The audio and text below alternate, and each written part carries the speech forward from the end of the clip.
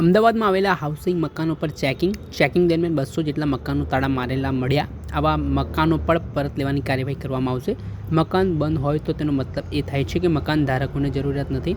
હાઉસિંગના મકાન ભાડે આપતા હોય કે પછી લાંબા સમયથી બંધ રાખવામાં આવ્યા હોય તે સીલ કરાશે। હાઉસિંગનું મકાન મેળવ્યા બાદ પણ તેનો ઉપયોગ માલિક દ્વારા કરાતો ન હોવાની બાબતે ફરિયાદ થશે અને કાર્યવાહી થશે। આગામી સમયમાં 1 મહિનામાં 1000 મકાનો કરાશે ચેકિંગ।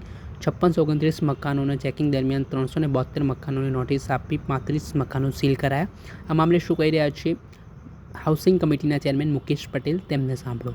80 મકાનનું ચેકિંગ થયેલું છે, એમાં 376 જેવા મકાનોમાં ગેરરીતિ જોવા મળેલી છે અને એમાંથી લગભગ 55 જેટલા મકાનો આપણે સીલ પણ કર્યા છે। હવે તપાસ દરમિયાન એવો ખ્યાલ આવ્યો છે કે 200 મકાન લોક જ મારેલા હોય છે।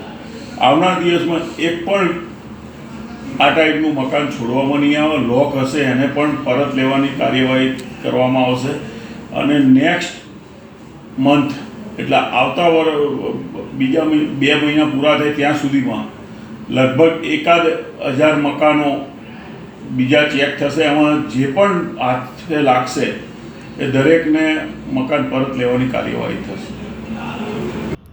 આપણે સાંભળ્યા હતા હાઉસિંગ કમિટીના ચેરમેન મુકેશ પટેલ, તેમણે જણાવ્યું કે 63 મકાનોને અંતિમ નોટિસ આપવામાં આવી છે અને આગામી સમયમાં આ મકાનોને સીલ કરવાની તજવીજ હાથ ધરવામાં આવશે। દર્શક મિત્રો, આવા જ વિડીયો જોવા માટે એન કવરેજ ન્યૂઝ જોતા રહો।